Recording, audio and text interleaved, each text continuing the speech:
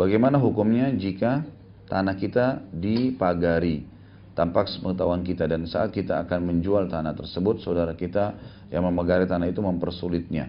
Itu hak kita. Ibu harus ingkar mungkar di situ. Ibu harus laporkan. Kan? Hak ibu, nggak boleh ibu biarkan. Pernah Muhammad bin Sirin, seorang tabi'in, ada orang masuk ke tokohnya, beli barang 2 dirham. Lalu orang ini rupanya sambil ngobrol sama Muhammad bin Sirin, dia lupa bayar barang itu. Kemudian tiba-tiba dia mau keluar. Orang ini pikir dia sudah bayar. Kata Muhammad bin Sirin, saudaraku, barang yang kau pegang belum kau bayar. Orang ini kira sudah bayar. Dia bilang, saya sudah bayar. Kata Ibnu Sirin, demi Allah kau belum bayar. Dia bilang, demi Allah saya sudah bayar. Ribut gara-gara 2 dirham nih.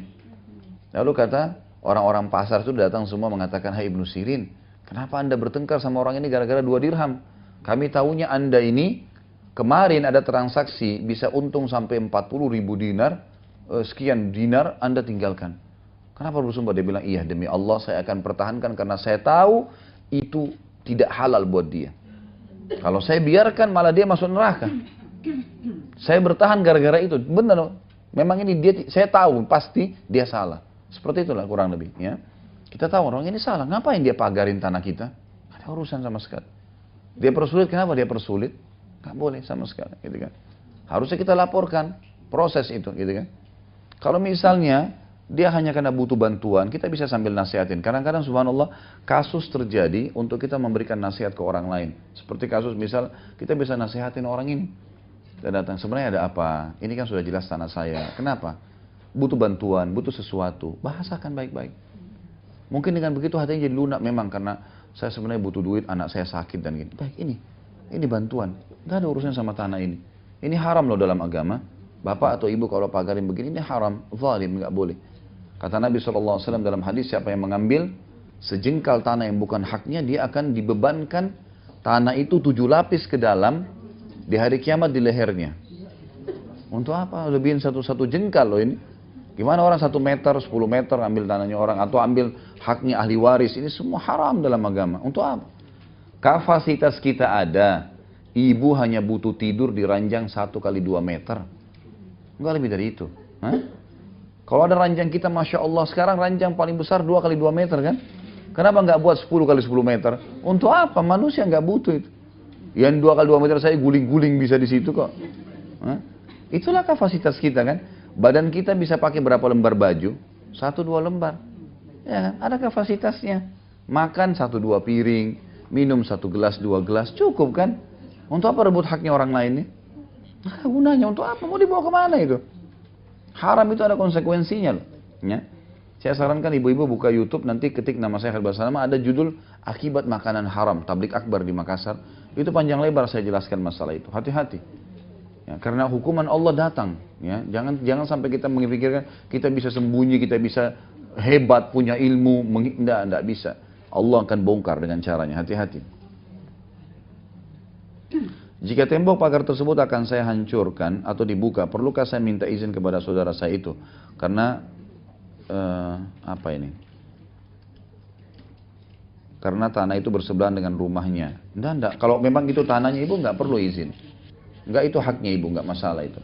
Tapi kita juga bisa menggunakan, jadi gini, seperti saya bilang tadi, kadang-kadang kasus terjadi, tujuannya agar kita justru mendakwai orang. Kita gunakan kesempatan untuk mendakwai dia, sampaikan. Karena belum tentu ada kasus yang lain lagi sama dia ya. Misal kita mengatakan, ini kenapa dipagari? Bukankah ini sesuatu yang haram kalau dipaksakan seperti ini? Ini nggak boleh lo ambil begini, ada hadis Nabi berbunyi seperti ini. Nasihatin, saudara kita muslim. Siapa tahu Allah kasih hidayah. Gitu kan. Kita harus bakti pada orang tua. Bagaimana bila orang tua melakukan perbuatan tidak baik dan mencontohkan kepada anaknya? Jangan diikuti perbuatan buruknya.